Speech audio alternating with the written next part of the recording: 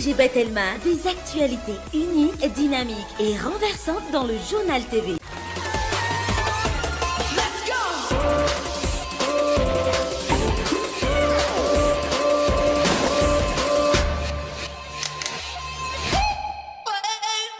Vous présente Nivavo. Ina, plus raffinée que jamais. Ita, huilerie industrielle de Tamata, Isacham Telsuruariv. vous présente Nivavo.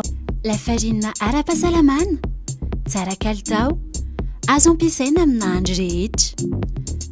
Les minoteries de l'océan Indien. Manolotra anao ny vaovao.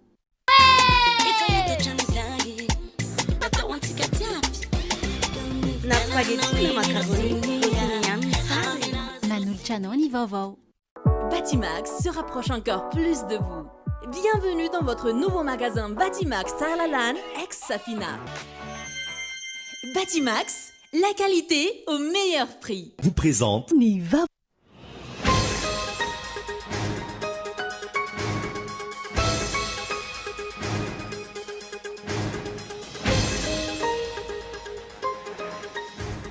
Roapolo amin'ireo roapolo sy telonjato trano mora kasaina atao anatin'ny tetika asa tany masoandro inimeritsa tosika no vita hatreto ankoatra ny tsy fisian'ireo fitaovana olana hoy ireo mpiasa manamboatra ny trano eny an-toerana ny tsy fandoavana ny karaman'izy ireo araka ny tokony ho izy. Sarotra ny ahitan'ny fitondram-panjakana mpampiasa vola ho avy eto Madagasikara noho ny tsy fisian'ny fitondrana tsara tantana hoy ireo mpisehatra anatin'ny tontolon'ny politika. Eo ihany koa ny tsy fanajany mpitondra ny tany tandalana na ny état de droit. Nanamafy ny tokony sy ny fitsinjarana aradrariny ny tamberimbidy avy amin'ny fitrandrahana ny menaka mavesatra taony Madagasikara Wall ao Atsimiroro ho an'ireo commune sy ny faritra ny filohan'ny antoko malagasy miara-miainga tanjona ny fametrahana ny fitsinjaram-pahefana mariny. Maro ny antony kolikoly ara-pananana na ny corruption sexuelle mitranga eny anivon'ny ambaratonga ambony. Ity tranga ity izay tokony andraisana fepetra entitra noho izany manimba ny hoavy ny mpianatra mandrato fianarana eny an-toerana.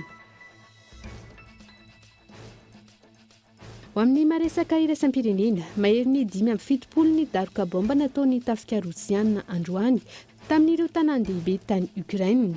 Ampolony araka izany ireo naratra nandritra izany. Ny andindinin'izay avy hatrany.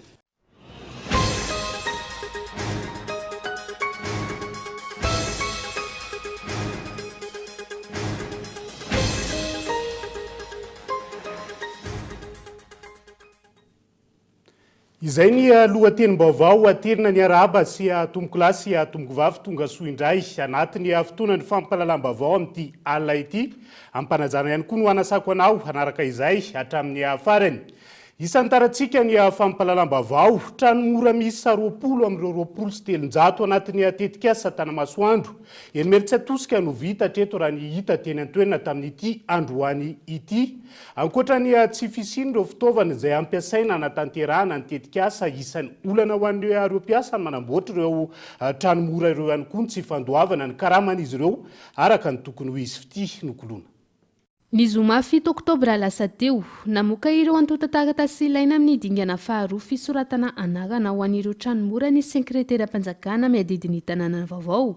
Androany, araka ny fanadihadiana no tanterahana teny Meritsa tosika, izay toerana anorenana ireo trano mora. Miisa 4 ireo bloc vita amin'ireo 480 na mpanantenainy. Marihina fa misy trano na logement miisa 5 ny bloc iray. Ary ny fitambaran'ireo no mame 20 nambaran'ireo tompony andraikitra hatramin'ny taona 2024 na nimboan'ny tetikasa. Nilaza ireo mpiasa izay miandraikitra ny fanamboarana ireo trano, fa isan'ny antony mampisahatra ny asa ny fahataran'ny fitaovana sy ny akora ampiasaina ka mahatonga ny fiatoana matetika. Misy fotoana kely ihany fiatoana. Ohatra hoe resaka matériel tsy maharaka. Dia amin'izao resaka gorge no mandeha fa tsisy matériel tsisy soma. Misy kely azo atao ihany fa tsy arakaraka ny tena tokony ho izy. Ankoatra eo, tsy ara-potoana ihany koa ny fandoavana ny karaman'ireo mpiasa raha ny fanazavana. Ho an'ity tovolahy iray ity, tao anatin'ny 9 bolana ny idirany, tsy manaraka ny tokony ho izy ny fanomezana ny karama. Karama aloha azo lazana hoe voaloha ara-dalàna fa sainginy kely fotsiny ohatrany hoe misy resita lava foana zany dia eo ilay miteraka olana mipiasa teto zao be tabe fa lasalasa daholo amin'ilay resaka karama tsy tapitapy ohatr'izay. Tena maro mihitsy nefa betsaka ny ova. Mpiasa teto voalohany zao efa tsisy teto daholo fa eo avaovao taterindrina aby indray ireo. Hatramin'ny nahatongavako izay ambolana izay aloha no nahitako an'izay fa ny tany aloha tsy haiko. Ireo trano ireo izay mbola tsy ahitana jiro sy rano ary mbola tsy misy vita ny anatiny. Raha ny hita teny an-toerana ihany koa, tsy misy na ireo potony jirama ampidirana ny herinaratra. Tsy voafaritra mazava ary tsy misy ny fampitana hoy ireo mpiasa ny anamboarana ny tokotany na ho atao goudron na koa pavera ny fanazavana. Ohatran'ny anay izao 20 salina dia mbola vitsy ny tena mbola azo lasana hoe vita ara-dalàna. Misy ilay izy, misy contrat mihitsy ilay izy fa tsy hoe contrat aminay mpiasa fa ilay tena anazy lehibe mihitsy fa tsy mbola haiko aloha ilay izy ohatran'ny araka ny feofeo heniko aloha dia hoe oktobra amin'ity faran'ity volana ity. Izay eritreritra aloha fa tsy haiko fa ohatran'ny hoe mbola sisio fotsiny no henoko. Raha iverenana, ny volana jolay lasa teo no nanomboka ny fisoratana anarana andiany voalohany amin'ny fifidianan'ireo malagasy ireo tramora. Mitohy amin'ny andiany faharoa ny fanangonana ireo antota-taratasy amin'izao fotoana. Raha ny hita nefa, tsy voahaja ny feim-potoana napetraka amin'ny avitan'ireo tramora. Ny fandokoana no natao mialora tsy vita akory ny ao anatiny, izay mifanohitra amin'ny venitra. Ankilany, ny takelaka mamaritra ireo tetikasa izay milaza fa ny 20 aogositra 2024 ny feim-potoana maranana ny fanamboarana ireo trano, izany hoe fahatarana herintaona. Tsy fantatra araka izany hoe rahoviana no isitraka ny tranony ireo nahafeno ny fepetra tamin'ny fifantenana indromiantoana raha ny vizotry ny asa ankehitriny no jereny. Asa otratra ihany ve ny hafainganam-pandeha ao anatin'izay fanatanterahana ny tranomora eny Meritsatroska izay hatrany. Fa vaovao ny fiomanana amin'ny fanavaozana tanteraka ny lisam-pifidianana kosa indray dia tara herintaona ny fanombohana ny fanavaozana ny lisam-pifidianana amin'ireo fokontany ivelana Antananarivo renivohitra raha ny fanadihadiana natao tamin'ity androany ity. Raha ny tany amin'ny komuna i Meritsatroska manokana ny alarobia lasa teo vao nahazo ny toromarika ny sefy fokontany amin'ny fanavaozana ny lisam-pifidianana fity lokolona. 40 kilometatra mialana Antananarivo renivohitra, tsy mifanaraka ireo fepetrana ambaran'ny seni ny fanatanterana ny fanavaozana tanteraka ny lisam-pifidianana raha ny fanadihadiana natao. Raha ny tao amin'ny komina i Meritsatroska manokana izay ahitana fokontany miisa 730 tamin'ny alakamisy 9 oktobra lasa teo vao nanomboka ny fanavaozana ny lisitry mifidy raha ny fanazavan'ny fokoteny miisa 2 no tentezina tany an-toerana. Raha ny tao amin'ny fokontany Mamoloday manokana, agent recenseur iray no misana ny fokotany iray manontolo, ahitana mponina manodidina ny 5,000. Raha ny lafiny ara-pitaovana, tsy tonga eny an-toerana hatramin'ny androany tablette izay ahitana ireo logiciel ampiasain'ireo agent recenseur. Ireo carnet izay andrasana ny mombamomba ny mpifidy no tonga amin'izao fotoana ho ampiasain'ireo agent recenseur ireo. Mbola tsy nanana izy tompoko tamin'izay nanomboka. Ny foranay aloha zao dia ny hitanay dia carnet ihany dia stylo. Agent recenseur iray dia selere roa. Eto anivon'ny fokontany selere fa ny agent recenseur fokontany nalefan'zareo io hiasa eto aminay. Tsy aveto tompoko ilay izy. Raha ny tao amin'ny fokontany Labrosy, komina i Meritsatroska hatrany. Olona ivelan'ny fokontany avy any Rivomamy no agent recenseur napetraky ny seni ao an-toerana. Ny alarobia lasa teo vao nahazo toromarika sy ny vory ny teo anivon'ny distrika sy ireo sefy fokontany raha ny fanazavana. Raha ny hita nandritra izay herinandro ny atombohan'ny fanavaozana ny lisitry mifidy izay, lesoka eo anivon'ny fitaovana sy fahatarana amin'ny lamina napetraka no zava-misy ny fotony. Raha ireo no zava-misy eo amin'ireo fokontany ivelana Antananarivo, mampametra-panontaniana araka izany ny zava-misy any amin'ireo fokontany ivelan'ny faritra samihafa. Fa tsy nahita boka ny hatreto ny fiara-miasa ny fitondram-panjakana amin'ny cabinet Rothschild & Co izay tokony hanomboka ny volana novambra 2024 ny kabinetra izay miasa amin'ny firenena mihoatra ny 700 ary manana fahaizana manokana amin'ny torohevitra ara-bolana ny conseil financier. Tsy hita taratra ny mpampiasa vola ho amin'ny famerenana ny fanampiana ara-bolana ny refinancement n'orinasam-panjakana Air Madagascar izay isan'ny nandrasana tamin'ity fiara-miasa tamin'ity kabinetra vahiny ity, toy izay ihany koa ny akony fanitsihana ny famatsim-bola ho an'ireo tetikasa laharam-pamena amin'ny fanatanterahana ny PEM na ny plan émergence Madagascar fity nokolona. Efa bolana mialohan'ny fahataperan'ny fiara-miasa eo amin'ny cabinet Rothschild & Co sy ny fanjakana malagasy tsy hitataratra ny vokatra izany fiara-miasa izany, hoy ny mpahay toe-karena. Ho azy, tsy ny cabinet Rothschild & Co no tsy mahay ny asany, fa kosa ny tsy fisian'ny fanjakana tsara tatana na ny bonne gouvernance sy ny tsy ahitana taratra ny mahatantandalàna ny Madagasikara no antony tsy asain'ireo mpampiasa vola tonga eto Madagasikara.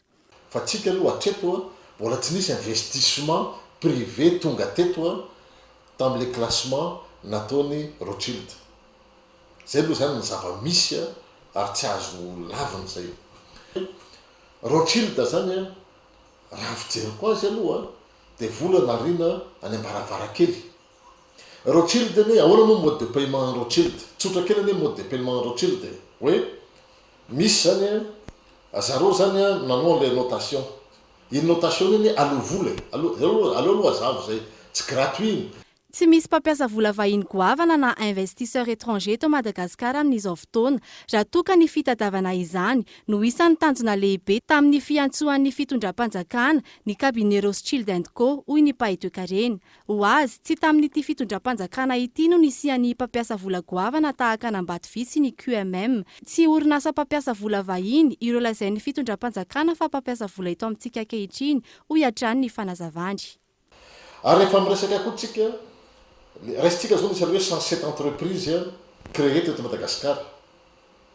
Asa miaratsiny le entreprise créées ireo ny entreprise efa eto Madagasikara fa tsy nisy investissement direct tonga avy any ivelany no entin'ny Rothschild. Zay ny zavatra andrasany hoe tsy mitovy ny investissement ohatra zao hoe raha anao investissement koa zany anao ataontsika hoe amin'ny secteur hydroélectricité le saofika na vololo B2 reny misy garantie souveraine de l'État zany hoe misy garantie amin'ny fanjakana malagasy via trésor. Fa ny zavatra andrasany iny hoe iza zany matoky a Madagasikara no investissement ngezabe. Tsy aivina ny volana novambra 2024 no nampahafantarana ny be sy ny maro tamin'ny alalan'ny tatitry ny filakevitry ny minisitra ny fanombohan'ny fiara-miasa ny fitondram-panjakana sy ny cabinet Rothschild & Co. Tanjon'ny fiara-miasa napetraka tamin'izany raha ny voalaza ny ananan'ny Madagasikara ireo fenitra takiana azona ny atao hoe notation du crédit souverain ahafahan'ny Madagasikara miditra eo amin'ny famatsiam-bola amin'ny tsena iraisam-pirenena. Ankoatr'io, ny famerenana ny famatsiam-bola na ny refinancement ny orinasam-panjakana Air Madagasikara sy ny fanetsihana mpamatsy vola ho an'ireo tetikasa lehibe voarakitra ao amin'ny plan émergence Madagasikara no isan'ny tanjona napetraka amin'ny fiara-miasa. Hatreto, tsy tratra ireo tanjona ireo hoy ny mpahay toe-karena. Antony lehibe ny tsy fahatokisan'ireo mpampiasa vola ny Madagasikara noho ny tsy fisian'ny fitondrana tsara tatana na ny bonne gouvernance eto amintsika raha ny fanazavana hatrany. Mirana Clara moa no nitondra tamintsika izay fanadihadiana izay fa ao anatin'izay fisintomana an'ireo mpampiasa vola sy mpandrarandra sy hampiasan'ny vola eto Madagasikara izay hatrany dia sarotra ny ahitan'ny fitondram-panjakana amin'izao fotoana mpampiasa vola ho avy eto Madagasikara noho tsy fisian'ny fitondrana tsara tantana amin'izao fotoana izao ireo mpisehatra anatin'ny tontolo politika. Eo ihany koa ny tsy fanajana mpitondra ny tantandalàna na ny état de droit. Etsankilany endrika famitahana vahoaka ihany koa raha toka heritaona tsy avy tany fepitoam-piasany ny filohan'ny Repoblika vao hitady mpampiasa vola eto sy eroa amin'ny fanatanterahana ny tetikasa mpampandrosoana samihafa. Mirana Clara. Tsy mahatoky any Madagasikara ireo mpampiasa vola noho ny ataon'ny fitondram-panjakana ankehitriny. Ny fitondrana izay tsy manaja ireo fenitry ny fitondrana tsara tatana na ny bonne gouvernance sy ny mahatantandalàna na état de droit hoy ny mpisehatra ara-politika. Tsy ahita teny firy ny fitondram-panjakana eo anatrehan'ireo tranga fanararaotam-pahefana sy ny fanitsahana andraikitra eo amin'ny fahefanam-panatanteraka sy ny fahefanam-panao lalàna ankehitriny. Manaratsendrika any Madagasikara ireny ary mampihemitra ireo mpampiasa vola vahiny hoy ny fanazavana. Dia akory tokoa moa ny agagana ray taona sisa fatapirana mandany président dia mbola mitady famatsim-bola amin'ny lafiny anankiray miendrika famitahana ilay izy satria fantatsika tsara fa iny ilay programma nentina nandesina lahatra ny vahoaka ny fidy azy. Ary izany any fa hita taratra tany amin'ny 2019 satria hitantsika tsara fa nentina ilay UM teo anivon'ny mpamatsy vola teo a Paris fa tsy mbola nahitana hoe firy dollara na firy euro ny investissement direct étranger tonga tety Madagasikara. entsika soamantsara fa aide humanitaire na famatsinina lafiny ara-tsosialy fotsiny vonjy maika no entiny reo mpamatsy vola reo fa tsy mbola misy programme matipaika mihoatry ny 2 taona na mihoatry ny 3 taona financevandreo ankoatsy ny programme anasa fa vita fampirarahana tany amin'ny taona 14 17 sy 18 ho an'ny mpisehatra politika tsy tena nahitana mpampiasa vola ny drafi-pampandrosoana IEM na rosiny ity fitondrana ity nandritra ny fampielezan-kevitra nataony. Ampiarina ao anatin'ny plan émergence Madagasikara na ny PEM ny IEM izay voalaza fa entina hampandrosoana ny Madagasikara tao anatin'ny 5 taona. Sarotra be zany satria raha jeretsika foana ny goragora, raha jeretsika foana ny tsy fangararahana amin'ny fitantanan-draharaha eto amin'ny firenena. Jeretsika io lafina volamena io ne maijerany daholo ny mpandraraha maneran-tany. Ny harem-pirenenao ary tsy vitanao ny mitantana azy aradrarana sy araky ny tokony lalàna. Dia fomba ahoana no ahafahan'olona matoky anao hoe ampiasa vola ty Madagasikara izy. Ny zavatra jereny voalohany ny système judiciaire. Ahoana ny lafiny fitsarana ty Madagasikara. Ahoana ny lafiny corruption izay hitantsika fa tsy mipetraka araka ny tokony ho izy. Dia tsy adalanao mihitsy ny mpampiasa vola ampitobaka ny volana ty amin'ny firenena izay hitany fa tsy misy an'izay hitantsika hoe apaisement politique anankiray, apaisement économique, ary indrindra goragora ny système judiciaire eto Madagasikara zany hoe tsy hatoky velively ireo olona ireo. Anatrika ny Choiseul Africa Business Forum andiany fahatelo any Maroc ny filoham-pirenena ny 18 ka hatramin'ny 20 ny volana oktobra ho avy izao. Loha hevitra amin'izany ny hoe Invest Madagascar na koa hoe mampiasa vola eto Madagasikara. Fanontaniana mipetraka ny hoe aresy lahatra ny mpampiasa vola ve ny filoham-pirenena amin'ny fotoana io. Raha toa ka etsy andaniny, herintaona mialohan'ny fahataperan'ny fempotoana fiasany vao mitady mpampiasa vola izy. Sy etsy ankilany, tsy mitsaha mitombo ireo tsy fanarahan-dalàna sy fanararaota-pahefana ataon'ireo olona akaiky azy, izay maneho ny tsy fisian'ny fanjakana tsara tatana ka mety hampemitra ireo mpampiasa vola. Akoatra izay, inona no tokony omen'ny fitondram-panjakana ankehitriny ireo mpampiasa vola ho tonga eto mba tsy ho very ny volan'izy ireo raha toa ka ny harem-pirenena eto amintsika aza very tsy nahitana fandraisana andraikitra firy avy amin'ny mpitondra tahaka ilay volamena sy vatosoa milanja 430 kilao nanjavona tao amin'ny ministera ny harena-kibon'ny tany sy ny loharano-karena stratéjika. Fa nanamafy ny tokony isiny ny fitsinjarana radrariny tamberim-bidy avy amin'ny fitrandrana ny menaka mavesatra ataon'ny Madagasikara olona ho tsy miroro ho an'ireo komuna sy ny faritra ihany koa ny filohany antoko malagasy miara-miainga raha ny fanehoan-keviny tao amin'ny tambazotra tserasera Facebook tamin'ity androany ity. Ankoatra ny famarotana ny menaka mavesatra eo amin'ny tsenam-barotra anatiny izay hisy akony avetrany na izany amin'ny lafiny toe-karena na ny famahana ny olana eo amin'ny resaka angovo eto Madagasikara amin'izao fotoana izao. Antoko ny fametrahana ny fitsinjaram-pahefana marina ihany koa izay raha ny fanazavana. Raha ny fanehoan-kevitry ny filohany antoko malagasy miara-miainga tao anatin'ny tambazotra ny tserasera Facebook androany.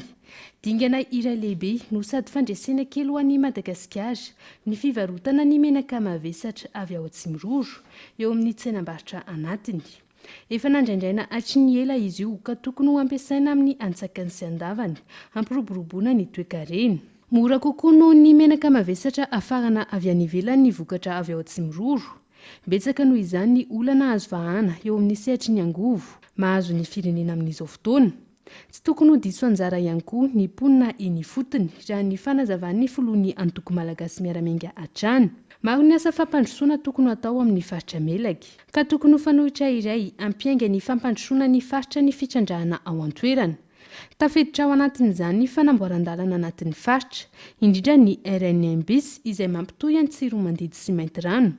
Manoloana izay, tokony arahina tsy misy fepetra ary ampiarina ao anatin'ny mangarahara ny voalazan'ny lalàna ny etra sy ny lalàna 424 tsipika 420. Azahoana ireo vondrom-bahoaka miparitra hitsinjaram-pahefana rehetra ny anjarany. Fa tsy fezy ny fanjakana foibe irery ny vola. 500 ny tamberiketra azo avy amin'ny fitrandrahana solitany no ifampizaran'ny fanjakana foibe sy ny CTD. Ka ilaina ny mizara aradrarina io vola io raha te hampiatra ny fitsinjaram-pahefana marina isika.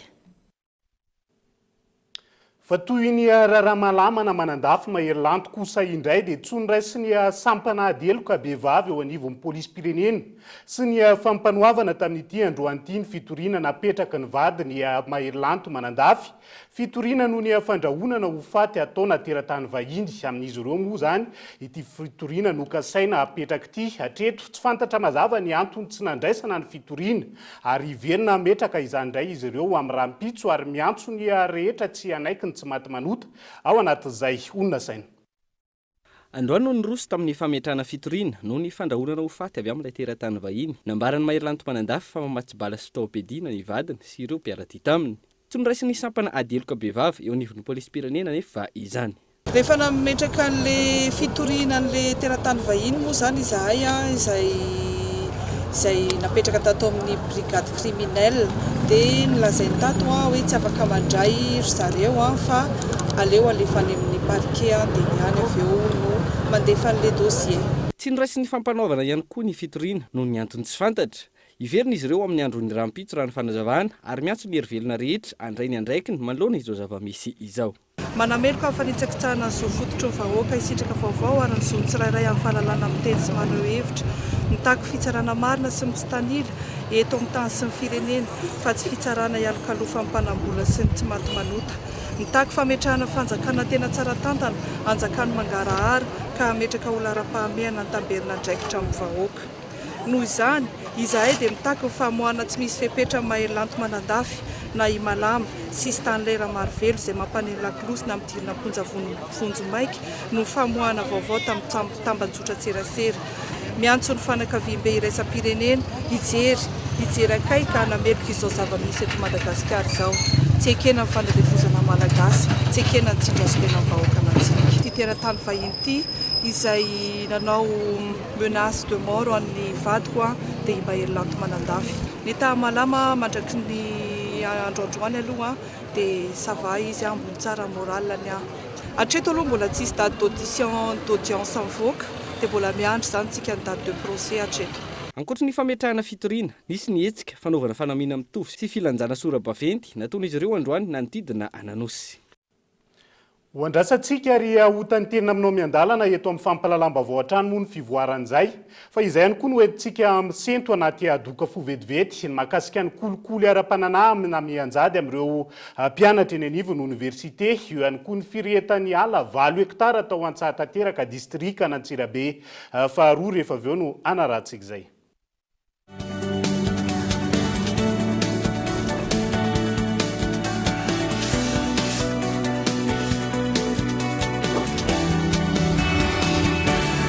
Lasa indray baolina Coupe de la Confédération roa amby roapolo sy roa arivo lalao goavana ifandonan'ny LGK Plus mpandresan'ny Telma Coupe de Madagascar roa amby roapolo sy roa arivo sy Bamenda avy any Cameroun ny alahady 12 septembre roa amby roapolo sy roa arivo amin'ny efatroro ao amin'ny Kiaza Mparea Mamasina ary mivantana amin'ny petsy Telma ny lalao tongava maro miaraka manangana miaraka mandroso isika iray. Telma safidiky numéro 1 malagasy. Ina dia vita amin'ny soja voafantina mba hampatsiro ireo karazan-tsakafo karakarainao. Ny menaka Ina dia ahitana oméga 3 sy oméga 6 ary ara-pahasalamana no notrikaina entin'ny soja. Ina ilay menaka manome tsirony nahandronao isan'andro.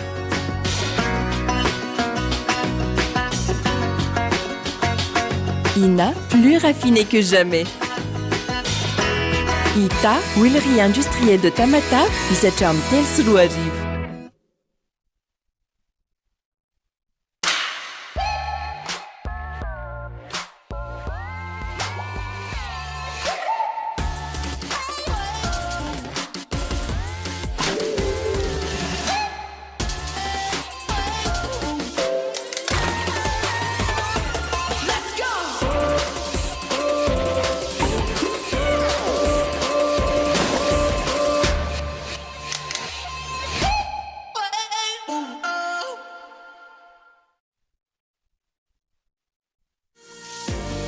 Telo amby roapolo sy roa arivo ho avy ny fifidianana itobaka ny vola izara t-shirt sy kojakoja samihafa indray ireo kandida mba handresen-dahatra anao.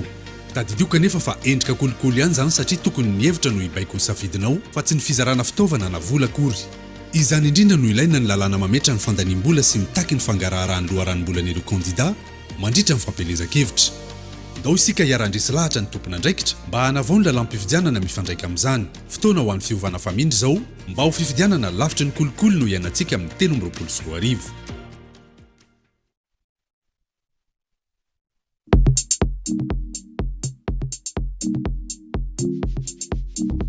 La farine ara-pahasalamana, tsara kalitao, azo ampiasaina amina andro rehetra. Vokatra vita malagasy ary hitanao eny amin'ny mpanjara rehetra. Tsy oela ny lafarina sy le pain amin'ny lanjany 1 kilao.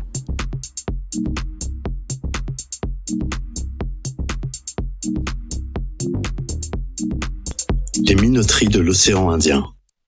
Vita malagasy.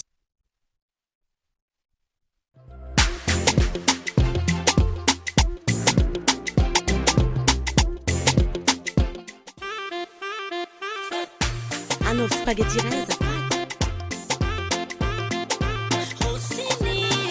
Rossini ihany ny tsara e. Na dia maro nandalo ny vavako Rossini no tiako e. Il est pas tena tsara numéro 1 amaday. Vito Efa hitatran' izany natao antsika malagasy matsiro natao antsika jiaby na spaghetti na macaroni Rossini ihany ny tsara e.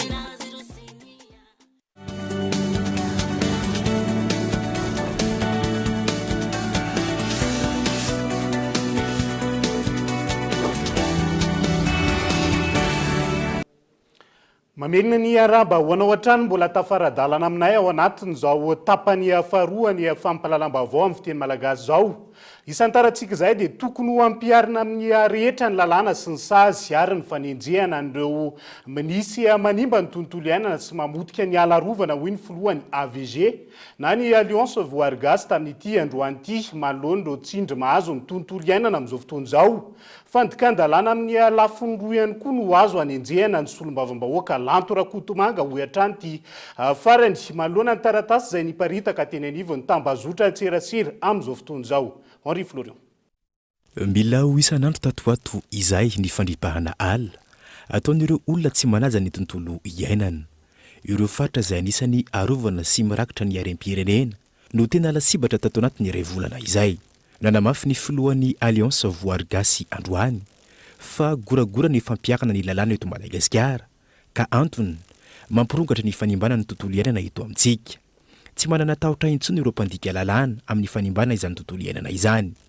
Olona iray no mahazoka-tsoa raha toa ka ny vahoaka iray manontolo no mizaka ny loza teraka izany. Tsy dia lahara-pamehana loatra eto amin'ny firenena moa zany ao amin'ny fitsarana indrindrindrindra ny fampiarana ny lalàna amin'ny resaka tontolo iainana sy zavaboary.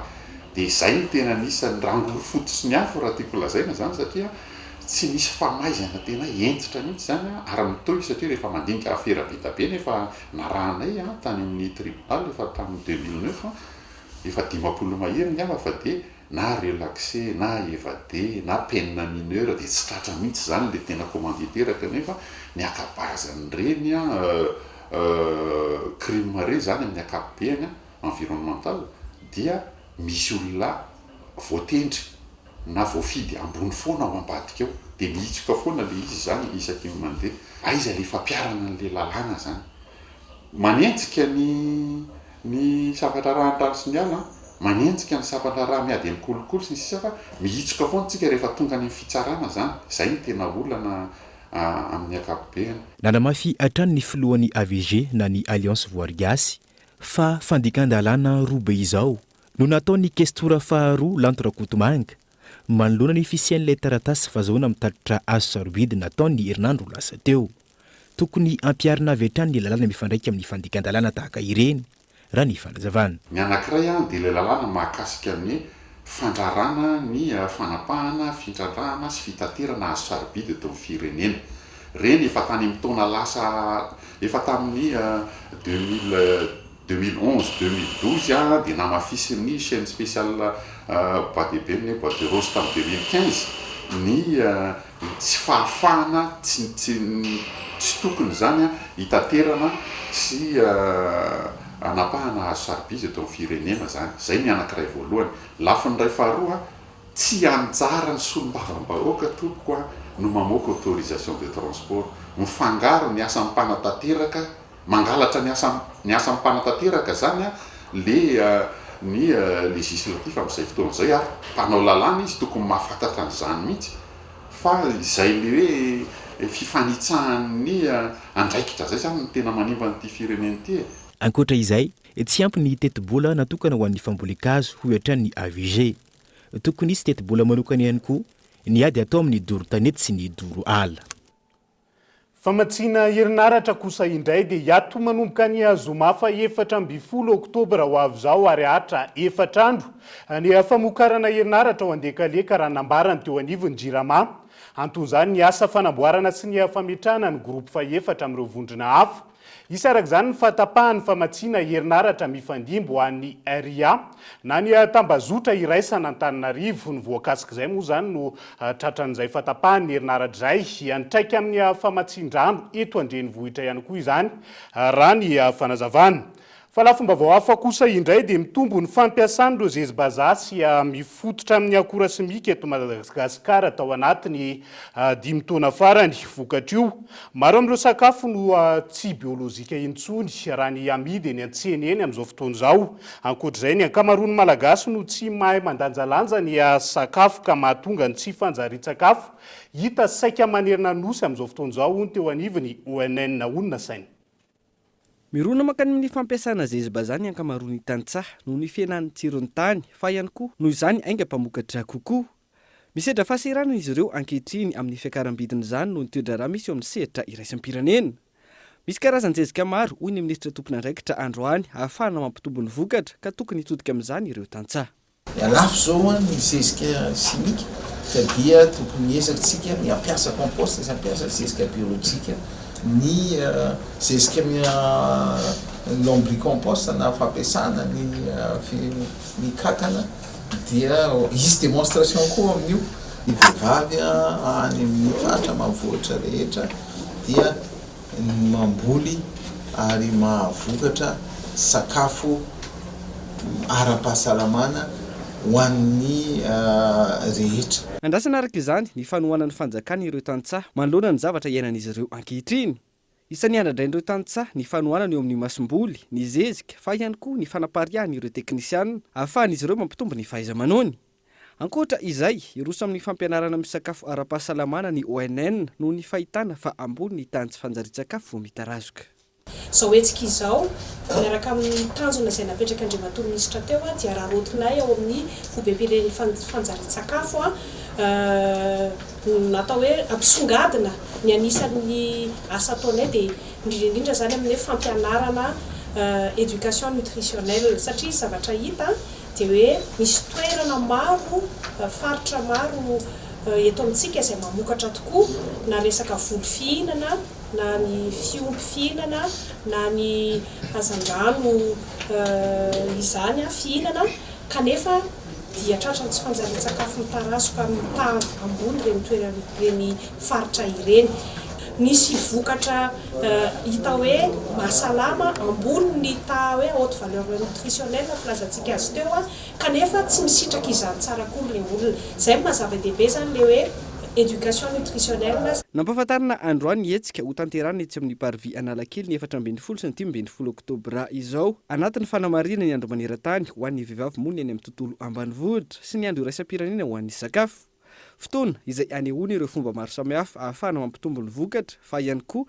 ny fampiofanana ireo vehivavy amin'ny fisafidianana ireo sakafo ara-pahasalamana fiaimpianan'ireo mpianatra eny anivony anjery manontolo kosa indray dia lafiny zavatra maro no mahatonga ny atrangana kolikoly ara-pananana na ny corruption sexuelle mitranga eny anivony sekoly ambaratonga ambony hoy ny mpandinika fiarahamonina iray nanaovana fanadihadiana ho an'ny androany ity tranga ity izay tokony andraisana fepetra enitra noho izany manimba no avy ny tanora raha ny fanazavana Daniela Mino Arso Nazvana tao tanatin'ny 5 taona farany kolikoly ara-pananana na ny corruption sexuelle indrindra eny anivony ambaratonga ambony raha ny fanadihadiana nataony Transparency International Initiative Madagascar tamin'ny vehivavy miisa 10,000 avy amina université miisa 3 eto Madagasikara mananika ny 420 ireo no efa nanaovan'ireo mpampianatra fanararotana aranofo.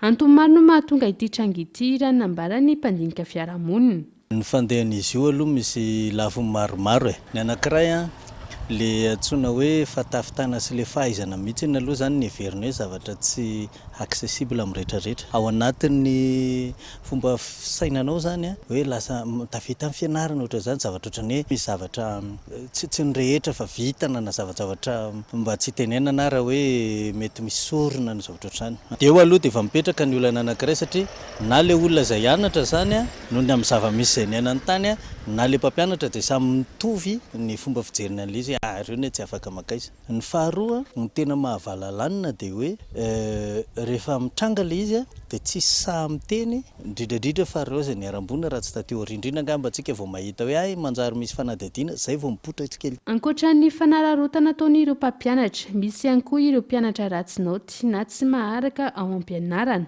no manararotra izay tranga kolikoly ara-pananana ataon'ireo mpampianatra izay ahafana manantratra ny tanjony. Misy olona mahavita migérer le difficulté iainany any aoriana any iverenako kely indraindray ange le mahavita manao manaiky an'izay zavatra zay ohatra hoe takalon'ny fahavitanao an'ity indraindray mety manana faiblesse hafa koa izy.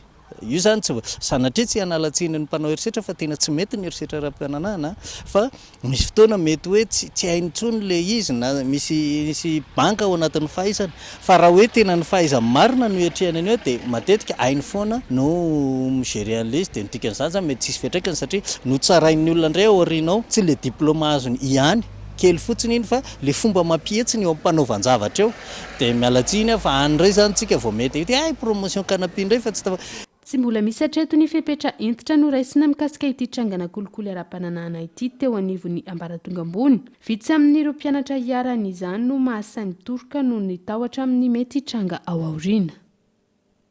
Fa mitaky ny fampitsarana ny fanamelohana ho faty izay mbola miseho amin'ny endriny maro eto amintsika amin'izao fotoana izao ny fiakaty sy ny akaty Madagasikara tamin'ity androany ity. Tanjona amin'izany ny ampanjakana ny tany-tandalana eto an-toerana ary hanamafisana bebe kokoa ny fanajana ny zon'olombelona.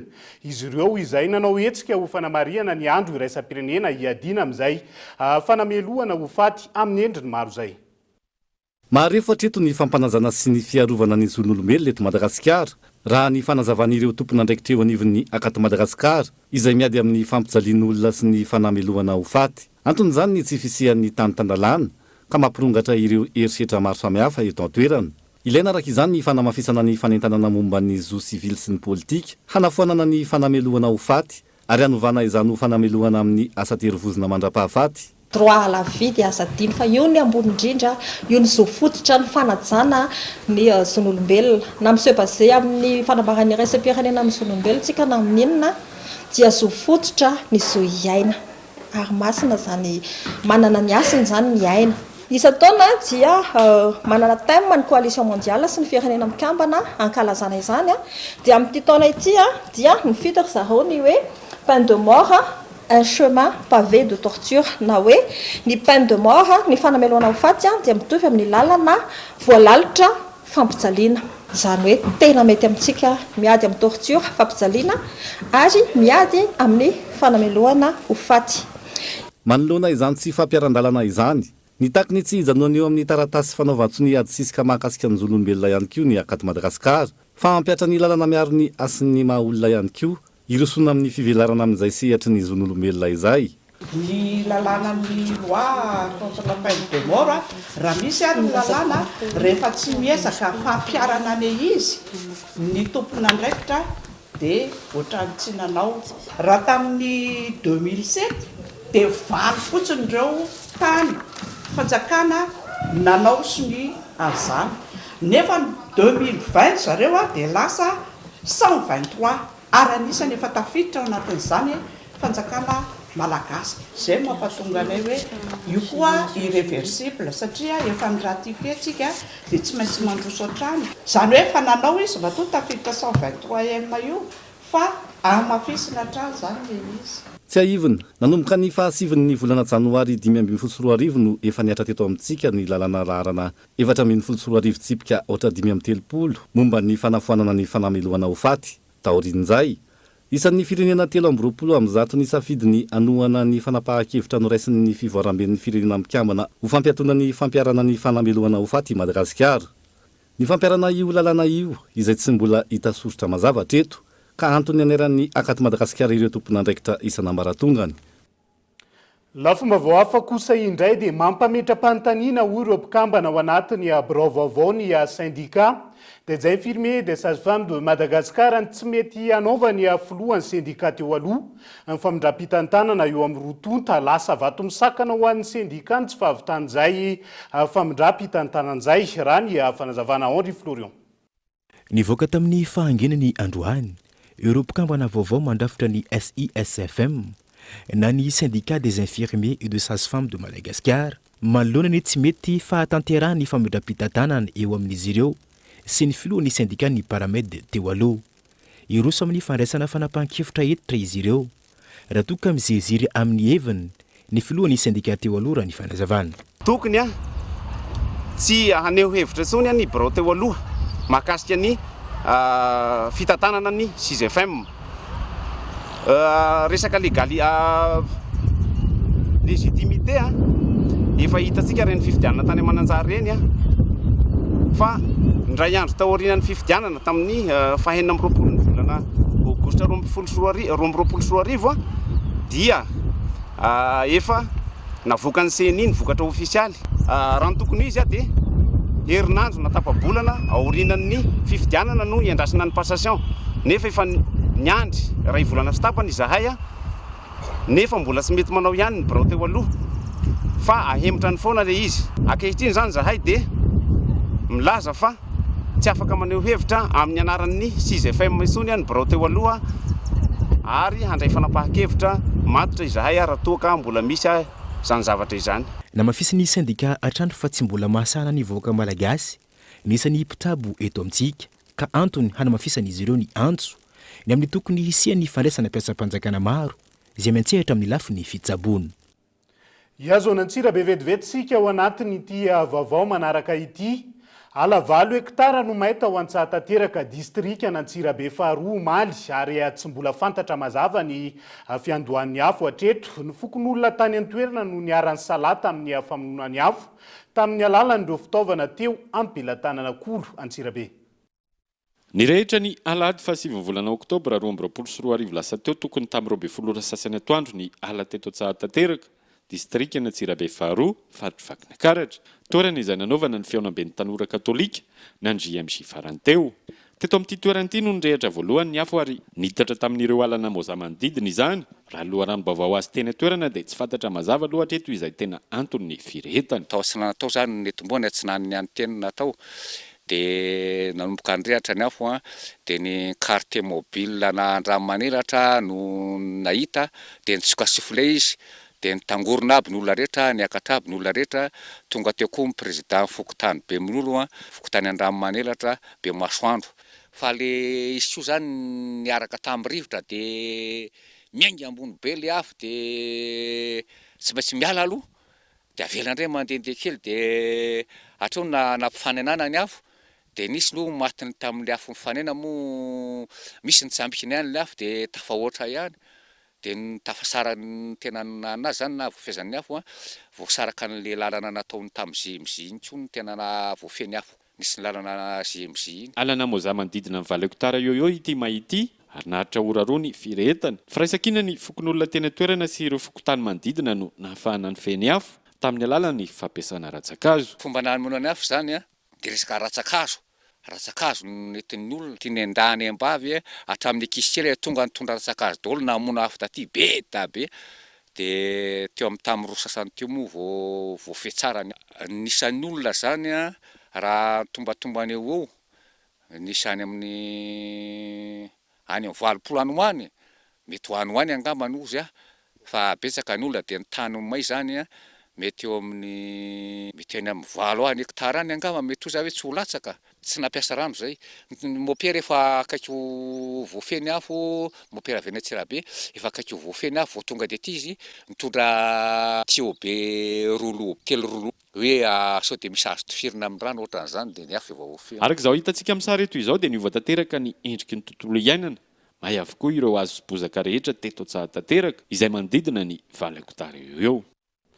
Dia izay ihany koa no hoentsika miampita ao anatiny maresaka iraisam-pirenena ny Ukraine. Mahery ny 570 ny daroka bomba nataon'ny tafika Rosiana androany tamin'ireo tanàn-dehibe tany an-toerana toy tao amin'ny renivohitra Kiev. Ampolondreo naratra nandritra izay daroka bomba izay. Nanamafy ankilany filoha Vladimir Poutine fa tamin'ireo foto-dravitra sapamokatra herinaratra tany an-toerana no tratran'izay daroka bomba izay. Il ne reste presque plus rien. Fampitena maro no hita tao amin'ireo tanàn-dehibe tao Ukraine androany tao aorian'ny daroka bomba nataon'ny tafika Rosiana. Nasibatra tamin'izany ireo trano lehibe fonenan'ireo mponina ny an-toerana. Nitsaoka sy namonjy ny toerana voatokana miaro ny daroka bomba nandritra izany izy ireo. Voakasiky ny fanafiana Rosiana ihany koa ny tao amin'ny renivohitra Kiev. Nokendrena tamin'izany ireo lalana, ireo toerana natokana ho an'ny fizahantany sy ny parka samihafa. Niverina araka izany ny fanafian'ny Rosia ny Kiev raha tokana ny ato izany tato anatin'ny 3 volana. Midika ho asa fampirorona ny zava-misy any an-toerana ankehitriny raha nambaran'ny filoha Volodymyr Zelensky. Itsankilany, nanamafy ny daroka bomba nataon'ny tafika Rosiana tao Ukraine ny filoha Vladimir Poutine. Ireo foto-dravitra samy miaramila sy ireo toerana famokarana herinaratra ao Ukraine no nopotehina tamin'izany raha ny fanazavany. Ankoatra izay, miantso amin'ny fandravana tanteraka ny fitondrana ao Ukraine ny filoha Rosiana teo aloha Dmitry Medvedev. Du pouvoir ukrainien. Tapitra treto ihany koa ny fiarahantsika ho an'ny androany. Ankasitrahany ianao ny ara-dalana taminay tao anatin'izay 15 minitra latsaka nitondrana ny fampahalalam-baovao zay. Mavesabesatra ny alatsinainy toy izao ka ampitiavana trano no hitondrako ny teny fankahirezana ho antsika. Entina makivaky indray ity herinandro vaovao ity. Veloma tompoko.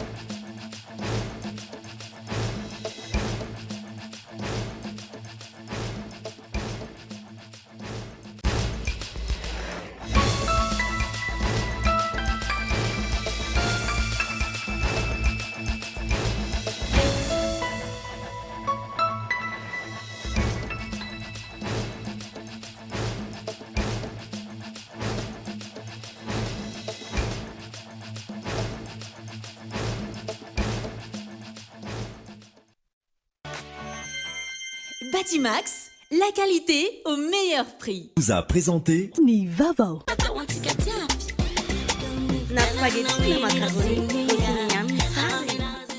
Vous a présenté Ni Vavo.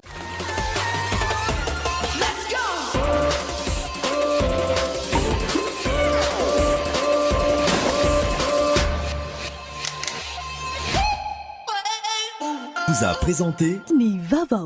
La farine ara-pahasalamana tsara kalitao azo ampiasaina amin'ny andro rehetra na raha ianao teo niaraka tamin'ny LMO ny vaovao.